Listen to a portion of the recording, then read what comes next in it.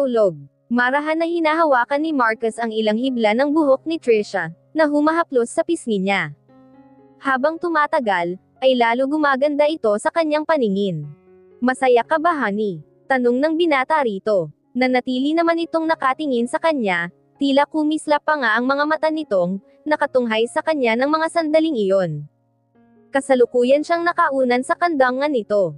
Oo naman honey, mahal na mahal kita. Malambing na anes ni Trisha, na nagpalukso ng tibok ng puso ni Marcus. Maluwang siyang napangiti, agad na siyang tumayo. Nakatingin lang naman ang dalaga rito. Worry nagtataka sa kakaibang ika ni kilos niya. Pinanood lamang ni Trisha, ang pagsamsam ni Marcus sa mga kasuotan nitong nagkalat sa lapag. Katatapos lamang nila, sa isang mainit na pagniniig. Pakiramdam ni Trisha may mali, magkagayunman, ay hindi niya pinagsisisihan na ibinigay niya ang pagkabirhen kay Marcus. Hanggang sa tuluyan siyang tapunan ng tingin ng binata. Wala na ang dating nanunuot na titig nito, na laging nagpapanginig ng mga tuhod niya sa tuwina, ngayon ay kababakasan na ng kalamigan. Ganoon ba? Hindi ba't sabi ko naman sa iyo, mag-e-enjoy ka sa company ko? Pero, ngayon palang pinuputol ko na, ang lahat ng meron sa atin. Buhat sa sinabi ni Marcus, ay tuluyang namasa ang magkabila ni Trisha na mata, sa napipintong luha. Nakagat niya ang ibabang lobby, sa mga oras na iyon, at hindi niya mapaniwalaan ang mga katagang nanulosh sa bibig, ng lalaking pinakamamahal niya. Ano bang nagawa ko, Marcus? Mahal naman kita, at nararamdaman kong mahal mo rin ako. Matatag na hayag ng dalaga. Panigurado siya sa mga katagang binigkas. Dahil taliwas sa ikinikilos ni Marcus, ang mga pinagsasabi nito patungkol sa kanya ngayon. Patuloy pa rin kasi itong binubulag ng sariling galit, dahil sa nangyari rito noon. Alam ko, nararamdaman ko Marcus na mahal mo ako. Patuloy ni Trisha. Bigla siyang napapikit, matapos niyang mapasigaw, nang makita niyang padaskol na ibinalibag ng binata ang lamesa, na nasa may gilid. Kitang-kita ni Trisha ang puot sa mukha nito, ang pagkayam ng mga kamao nito. Na tila anumang oras, ay sasalakayin siya nito sa kinaroroonan niya.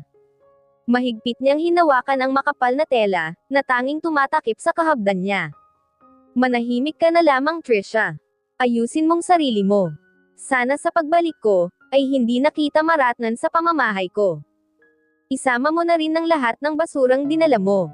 Bulyaw nito. Ano bang pinagsasabi mo Marcus, hindi ba't nangako tayo sa isa't isa? Di ba? Hindi natitigatig na habol ni Trisha. Mabilis siyang yamakap dito, nang tuluyan itong tumalikod sa kanya. Leave Trisha. Bago pa man kita kaladkarin pal-iyas sa bahay ko. Malamig nitong sabi. Wala nang nagawa si Trisha, matapos na alisin ng binata, ang mga braso niyang nakakapit sa matipunong katawan nito. Hindi akalain ni Trisha, na ganoon kadali siya nitong sasaktan, katulad ng kung gaano niya. Minahal ang lalaking, may kaugnayan sa paghihirap ng kanilang pamilya. Ngayon ginagantihan na siya nito, sa paraan na alam nito, upang makabawi sa pananakit ng kakambal niyang si Trixie. Chapter 1. Patuloy lamang ang paglagok ni Marcus sa tangan na baso. Naglalaman iyon ng isang mamahaling alak, na galing Paris, pasado alas 7 na ng gabi. Nanatili lamang siyang nakadungaw sa madilim na labas, ng DG Empire Building. Tanaw niya ang mga mumunting ilaw, na galing sa mga nagliliitang sasakyan, na per-route par ito, mula sa ibaba ng building. Pagmamayari nila ang naturang establishment, isa ito sa successful business, na hinahawakan niya sa kasalukuyan.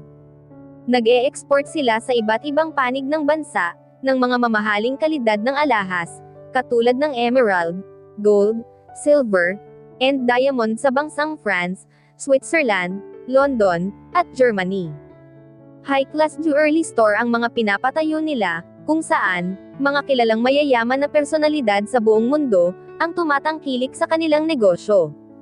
Sa ngayon ay kagagaling lamang ni Marcus, sa isang close meeting sa Paris. Halos wala pa siyang pahinga, magmula nang umuwi siya. Tuluyan niyang ibinaba ang hawak na baso, nang makarinig ng sunod-sunod na pagkatok sa nakasaradong pinto. Agad niyang inalis ang pansin mula sa bintana. Marahan siyang naglakad palapit, ngayon daman niya ang pagtama ng ininom niyang alak. Agad naningkit ang mga mata ng binata, nang mapagsino ang bisita. Hello Kuya Marcus, mabuti na lamang at nakauwi ka na galing Paris. Nasaan ang pasalubong ko? Magiliw na salubong sa kanya ni Carol ang nakababatang kapatid niya. 25 anyos na ito, ngunit kung mag-isip, at umakto ito'y parang di sasais pa rin. Magsasalita na sana si Marcus, nang muli ay naunahan na naman siya ni Carol. Ngali-ngali na niyang batukan ito. Hay nako kuya, masyado lang workaholic, paano mo aasikasuhin ang pag-aasawa, kung hindi ka pipirmi sa isang lugar? Malakas nitong sabi. Pwede ba Carol, kahit saglit, please, manahimik ka naman. Mind on your own life. Ikaw nga nasa tamang edad ka na para mag-settle down, pero heto ka loveless. Tuya niya sa kapatid na napa-eye roll sa kanagpout. Isip bata talaga. At least wala pa sa katapusan ng kalendaryo ang edad ko. Ikaw, wake up big brother, 30 anyos ka na. Kaya better na mauuna ka talagang mag-asawa. Saka hinihintay ko lang naman itong si Timothy, napikatin ako. Patungkol ng dalaga sa lalaking kasabay niyang dumating.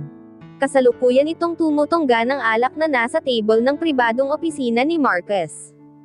Hoy, Carol, kahit kailan hindi kita papatulan. Si Courtney nga hindi ko pinatos pakasalan. Ikaw pa kaya, tukoy ni Timothy sa babaeng ipinagkasundo rito, one of the best body ni Marcus ito. Galing din sa isang mayamang angkan. Pares nilang magkapatid, ay nagmula rin sa isang kilala, at may masasabing angkan si Timothy Perez. Isang high-class syndicate, o mafia lord ang daddy niya. Nagmamay-ari ang pamilya nila ng nightclub, hotel, and casino, kung saan laging tumatambay ang dalawa. Nagumpisang lumapit si Carol, at pinagsusuntok si Timothy. You're so rude, Timothy. Tili nito. Kaya upang lalong manakit ang ulo ni Marcus.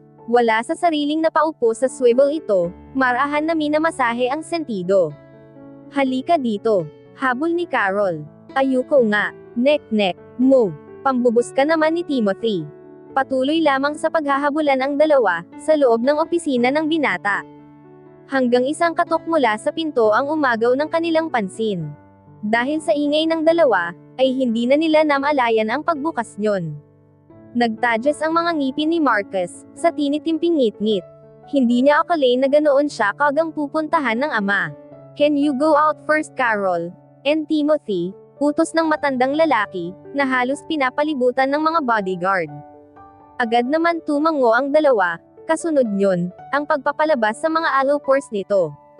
Matapos makalabas ang mga ito, ay tuluyang isinarado ni Don Arturo ang pinto. Marahan itong naglakad sa maluwang, at magarang opisina ng binata. Lumalagatok sa marmol na sahig ang tunog, sa bawat paglalakad ng matandang lalaki sa gamit nitong baston. Kahit nasa katandaan na ang edad, ay kakikitaan pa rin ng tekas ang tindig nito. Malakas ang dating nitong taglay, na tanging sa mayayamang tao lamang nakikita. I'm glad you're home son, wika ng matandang lalaki. Ngunit mapaklo lamang nangiti si Marcus, wala siyang pakialam, sa anuman sasabihin ng kaharap. Para sa kanya ang lalaking kaharap, ay isang diablo na nagbabalat tao. Pwede ba, sabihin mo na ang ipinunta mo rito, walang ganang sambit ng binata. Bigla niyang naikuyom ang kamao. Kilalang kilala niya ang ama, magmula pagkabata, ay wala na itong ginawa kung di kontrolin ang buhay niya. Sa mukha pa lang nito, ay tila may binabalak na naman ito para sa pansariling kapakanan, at kayamanan nito. Isinusuka ni Marcus, na may isa siyang klase ng ama, na tanging sinasamba ay ang karangyaang mayroon ito. Ganyan mo na ba kausapin ang ama nung nagpalaki sa'yo? Gagad ng matandang lalaki. Please, stop this nonsense topic. Kung ang ipinunta mo rito para pangaralan ako, umuwi ka na lang. Marahas niyang ipinukpok ang kamao sa may lamesa. Halos mayanig at magsitumba ang mga baso ng alak, at bote na naroon. Tuluyan naman natahimik si Arturo, na natili itong nakatitig sa madilim na mukha ng binata. Napabuntong hininga muna ito, bago muling magsalita pagkatapos. Marcus, matanda na ako, kaya kinakailanganin ko na ng bagong hahalili rito, sa kumpanya natin. Kaya kung maaari, magpakasal ka na, at mag-asawa, bigyan mo ako ng apo, sa madaling panahon. Walang preno ang bibig na utos ng matandang lalaki. Biglang nanlaki, At halos hindi mapaniwalaan ni Marcus ang sinabi ng kaharap. Gusto niyang magtawa, ngunit nanag ang kinikimkim niyang galit sa sariling ama. Masyadong bilib sa sarili, na akala mo'y napakadaling bagay ang pinapagawa nito. Sino ka para diktahan ako? Wala kang karapatan. Bulyo ng binata. Hindi man lang nakakitaan ng kung ano man si Don Arturo, tila lalo pa itong naaliw sa itsura niya. Wala kang magagawa, kung hindi ang sumunod Marcus, kung ayaw mong mawalan ng mana, pagbabante ng sariling ama sa binata, na lalong nagpasuklam sa nararamdamang ngit-ngit ni Marcus. Agad nang tumalikod si Don Arturo, nasa anyo nito ang pagwawagi, nang tuluyang nawalan ng masasabi ang anak. Hahawakan na sana nito ang seradure ng pinto, nang muli itong humarap sa binatang napupuot sa kanya.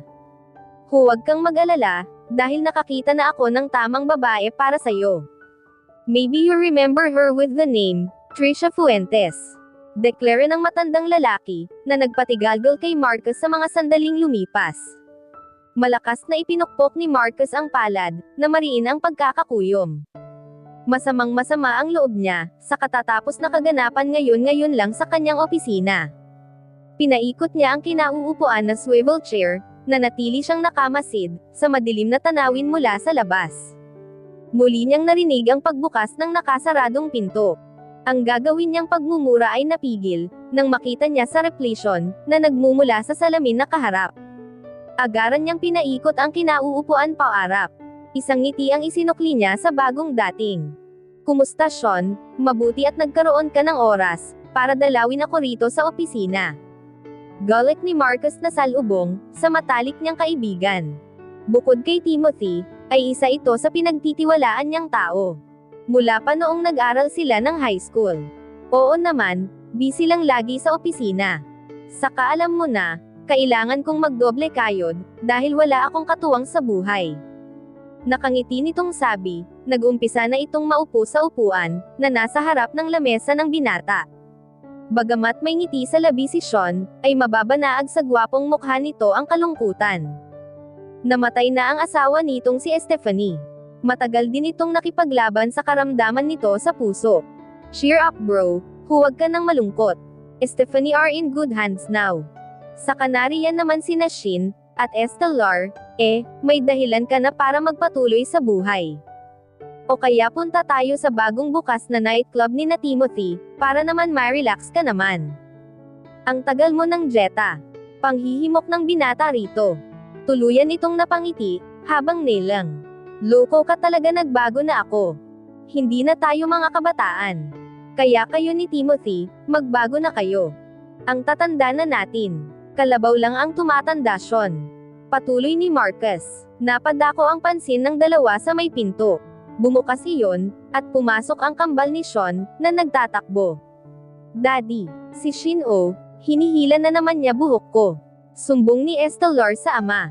Tama na iyan Shin, alam mo naman na ayaw ng kambal mo, na pinakikialaman ang buhok niya, panunuwi ni Sean rito. Nagtatawa lang naman si Shin, tuluyang binuhat ni Timothy ito, at kiniliti. Habang si Estelar naman, ay inayusan naman ni Carol. Nang tuluyan masaway ang dalawa, sa kulitan ng mga ito ay muling umimik si Sean. Bagay na bagay ang kapatid mo at si Timothy, nakakapagtakang ayaw itong ligawan ng huli. Correct ka riyan kuya, ewan ko ba rito sa barkada nyo.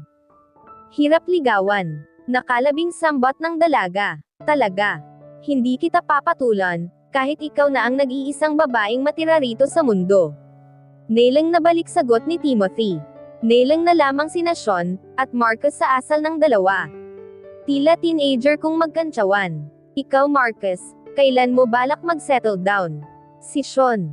Ano ba iyan? Kanina si Papa ang nangungulit sa akin na mag-asawa ako. Tapos ngayon ikaw naman, please. Give me a break bro. Iiling-iling na sagot ni Marcus. Muli niyang sinalinan ang baso na nasa lamesa. Nagpatuloy sa pagsasalita. Hindi ko alam, kung saan niya nakuha ang impormasyon ng tungkol kay Trisha. Naiusal ni Marcus. Pare-parehas na nagtinginan sina Sean, at Timothy. Sa halos 16 na nakalipas, ay ngayon lang muling naungkat ang isa sa mga babaeng, may malaking kaugnayan sa binata. What about Trisha? Bakit ano bang balak ng tatay niyo sa kanya? Tanong ni Timothy, na agad na lumapit sa kanila. Sinenyasan din muna ni Marcus si Carol, na ilabas muna sina Shin, at Estelar. Mabilis naman nagtatakbo ang dalawang paslit, habang humahabol si Carol. Nang makalabas ang mga ito, ay muling tumuon ang pansin ni Marcus sa dalawang kaibigan. Ayaw man niyang i-share sa dalawa, ang naging usapan nila ng ama niya rito kanina, pero tila iyon ang kakailanganin niyang gawin. Matapos niyang lumagok sa iniinuman na baso, ay sinalaysay ni Marcus, ang naging pakay ng ama. Kaya nga galit na galit ako. Mula pagkabata, ay wala nang ginawa ang matandang iyon, kung di ang pakialaman ako. He's too much. Pakli ni Marcus. Naggalawan ang panga niya, sa pagtatadges ng ngipin. Kulang na lang ay mabasag niya ang hawak na babasaging baso. Napasindi naman si Timothy ng sigarilyo. Agad naman binigyan nito si Marcus pagkatapos. Mabilis na napabuga ng usok mula sa hinitit na yosi si Marcus. Sa sandaling iyon, ay natahimik silang tatlo, nag-iisip sa maari nilang itugon sa pino-problema ng binata. Ano bang plano mo? Maya-maya'y nasabi ni Sean. Napatutok ang pansin ni Marcus rito. Ano pa ba, sasakyan ko lang naman ang trip ng magaling kong ama. Pero, titiyakin kong siya ang mismo, ang gigisahin ko sa sarili niyang laro. Gigil na suatan ni Marcus. Kung kailangan mo ng tulong, you can count on me, for old time's sake. Yahoo! Heto na naman tayo. Napapapitik ang daliri na patianod ni Timothy Hoy. Magtigil nga kayo, baka dahil sa binabalak nyo, may masaktan na naman ha. Nagpapaalala na sa admisyon. Napailing ito matapos siyang alukan ni Timothy ng brandy. Naalala ang mga panahon, na pinahihirapan ng dalawa ang pinakamamahal niyang Stephanie. Ngunit, nagsisi naman ang dalawa pagkatapos, at nagsorry din ang mga ito sa mahal niya. Don't worry, this time mas malinis ang plano namin, patuloy ni Marcus. Ngunit taliwas sa nasabi, ay iba ang naiisip niyang plano. Tuluyan siyang napangiti ng matagumpay, matapos niyang pagtagni-tagniin ang mga planong, sisira sa ninanais ng ama para sa buhay niya. Isang magandang sikat ng araw, ang tumama sa magandang mukha ni Trisha ng mga sandaling iyon. Hinayaan niyang lumugay ang mahaba niyang buhok. Halos iisang pares ng mga mata, ang hamayon sa kanyang direksyon, habang patuloy siyang naglalakad, papunta sa may pool ng pag-aari niyang resort. Sino ba naman ang hindi mapapalingon rito? Bukod sa successful siya sa ipinatayong business, ay halos perpekto siya sa lahat ng aspeto sa buhay. May maamo siyang mukha, may chinitang mga mata, na binagaya ng malalantik na pilik mata. May matangos na ilong, natural ang labi na mamula-mula. Binagayan din ang dalaga ng mataas na height, at balingkinita na katawan, na inaasem ng mga kalalakihan na nakakakita rito. Halos may makinis, at tila gatas ang kutis, magkagayunman, ay walang ibang nakahuli sa mailap na puso ni Trisha. Ang toto'y pinanatili talaga niyang malayo ang sarili sa mga adan. Hindi para sa kanya, kundi para sa nag-iisang lalaki sa buhay niya, si Marky. Ito ang naging dahilan ni Trisha, upang magpatuloy sa buhay, matapos ang 16 na taon. Matapos siyang paglaruan, at babuyin ng nag-iisang lalaking minahal niya, si Marcus. Mabilis niyang pinalis ang nasa isipan, dahil sa muling pagkudlit ng mga nakaraang alaala sa ganitan niya. Ipinagpatuloy na niya ang paglalakad, tuluyan nang inalis ni Trisha ang suot na roba, kasalukuyan siyang nakasuot ng white na one-piece swimsuit, maski ang black shade na suot-suot niya, ay tuluyan niyang inalis, at inilagay sa bakal na lamesa. Marahan siyang naglakad, at tuluyan lamusong sa may pool.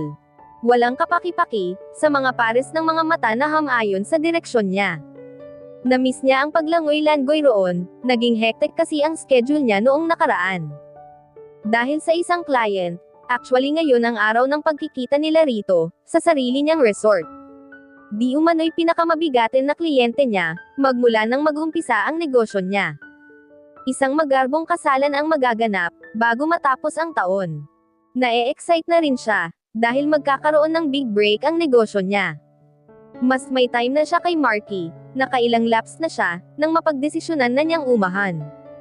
Ngunit, napatanga si Trisha, nang maramdaman niyang pinupulikat siya. Agad niyang ikinampay ang dalawang kamay, matapos siyang lumubog. Nakainom na siya ng tubig sa may pool, nang maramdaman niyang may yamakap sa kanya. Halos habol pa ni Trisha ang hininga, at nagkadaubo siya, matapos siyang may ahon, at paupuin sa may gilid ng pool ng estrangherong, nagligtas sa kanya mula sa pagkalunod. "Are you alright, Trisha?" Tanong ng lalaking may baritonong tinig, na nasa may harapan ng dalaga.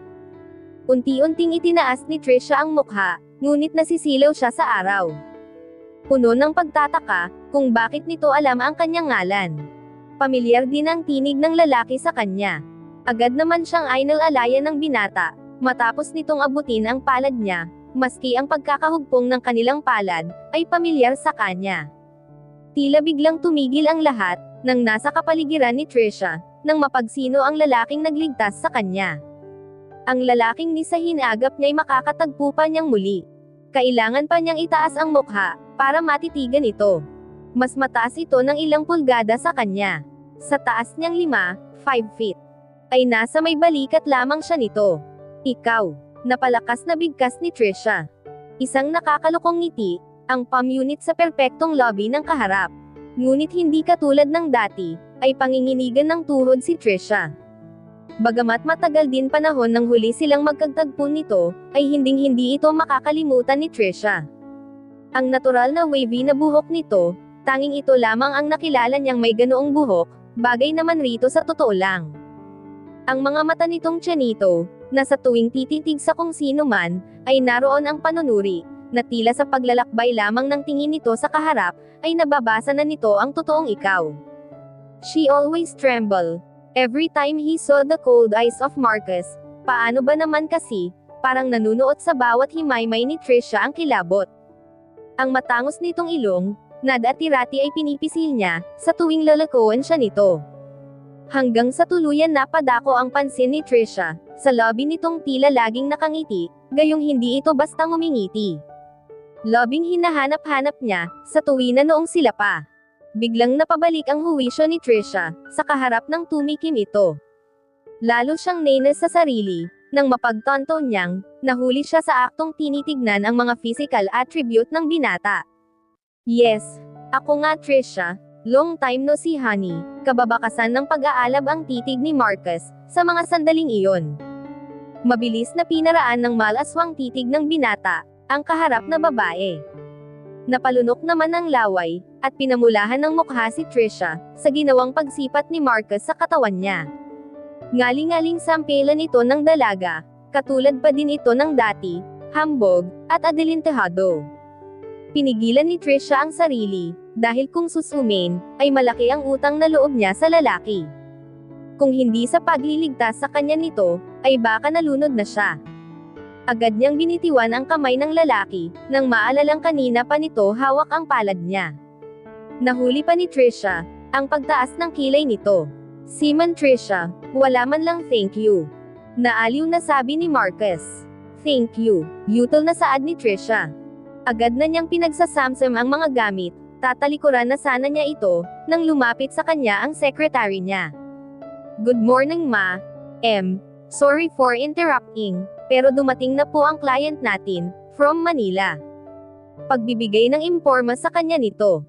Napatango-tango naman si Trisha, muli ay binalingan niya si Marcus.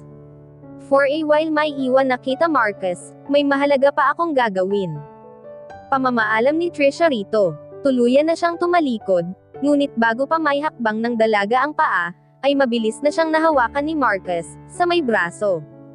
"Don't be rush honey, hindi pa nga tayo nakakapag-usap ng maayos, tatalikuran mo na ako. Mas mahalaga pa ba iyan kaysa sa akin?" Nakataas ang sulok sa lobby na saad ni Marcus. "Obvious ba? Kaya please, bitiwan mo na ako, dahil naghihintay na sa akin si Mr. Illustra."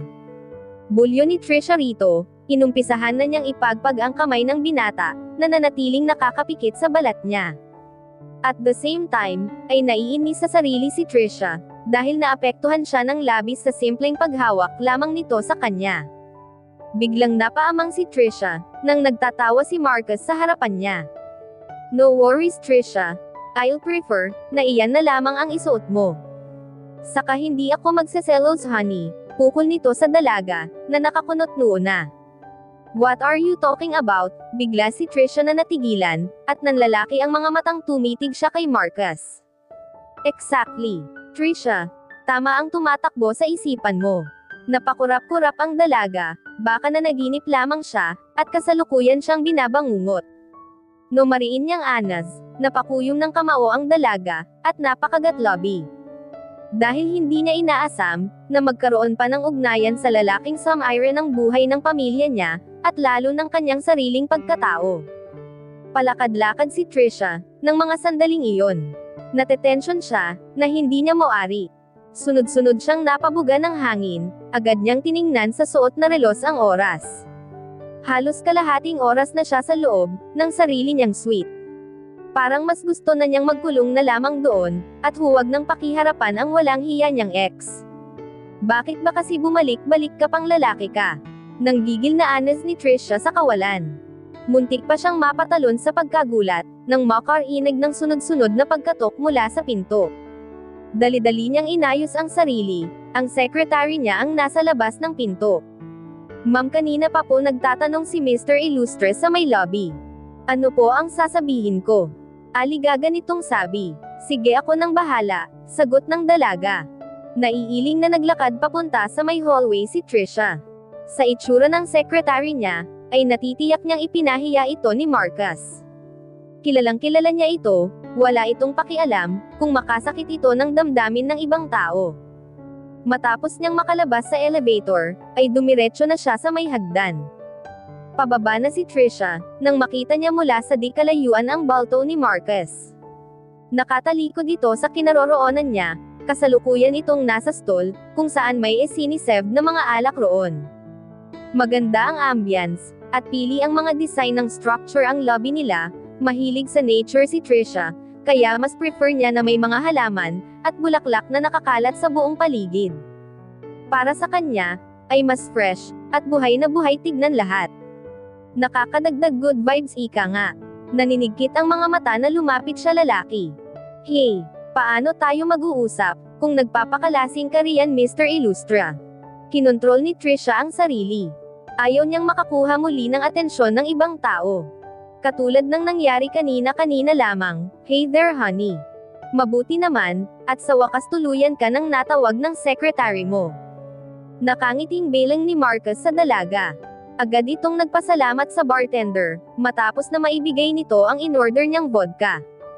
Pagsasabihan na sana ni Trisha, si Marcus sa ginawa nito sa sekretarya niya. Ngunit, agad iniwas ni Trisha ang pansin sa mukha ng binata, naiilang siya sa pangiti nito ng ganoon.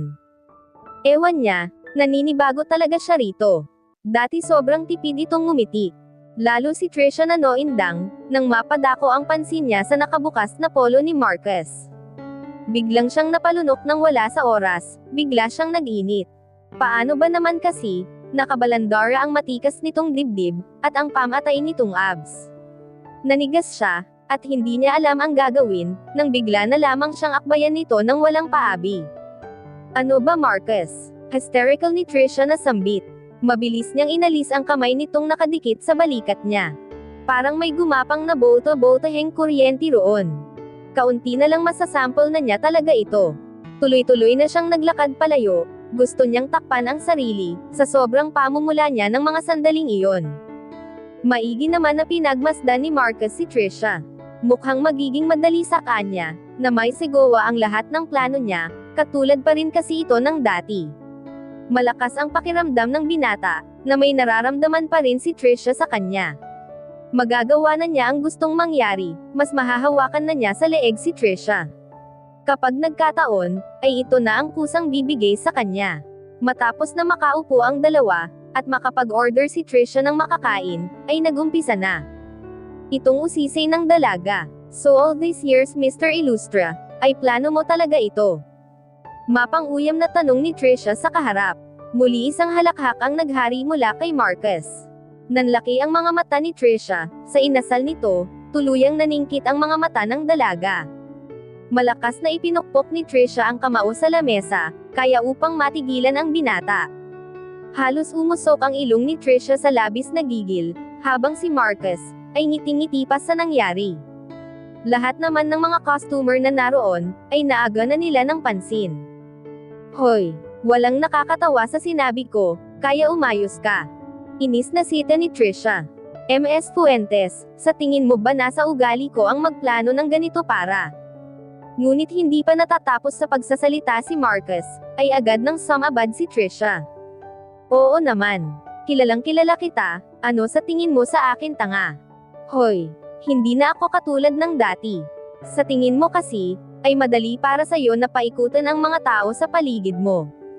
Dahil may pera ka, pues sinasabi ko na sa iyo.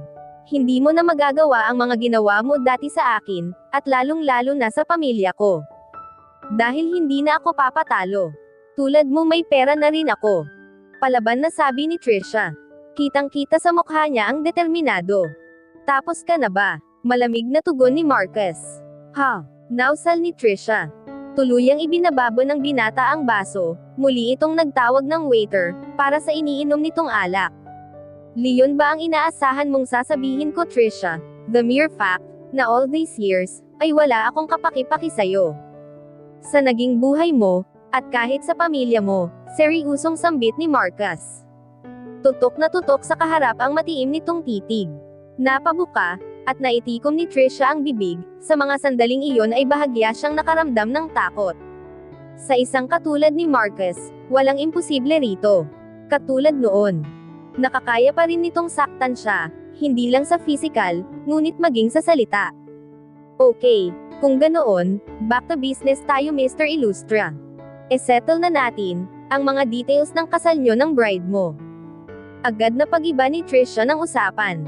Madami na siyang sinasabi, nang muli niyang marinig ang baritonong boses ni Marcus.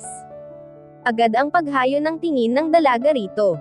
Sa itsura nito ngayon, kung hindi lang sana naging pangit ang pinagsamahan nila noong una, at nagtuloy-tuloy lamang sana sila.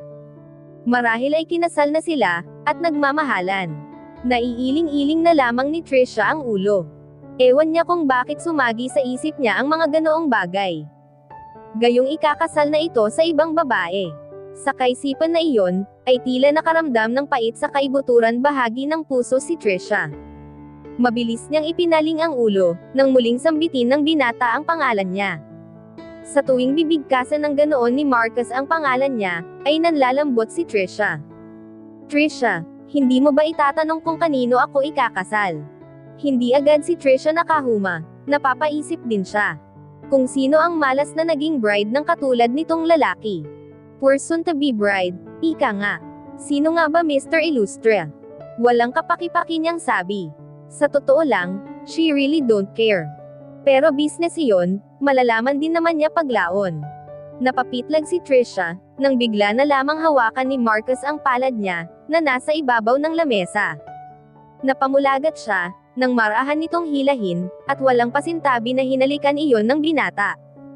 Biglang binalot ng kakaibang damdamin ang puso ng dalaga, sa ginoo ang iyon ni Marcus. Sino pa ba, kung di ikaw lang naman Trisha, soon to be my lucky bride. Sabay ng pagkindat nito sa kanya. Baliw ka ba? Naisigaw ni Trisha, wala na talaga siyang pakialam, kahit overreact na siya. Agad niyang nahila ang kamay, na hawak-hawak ng binata.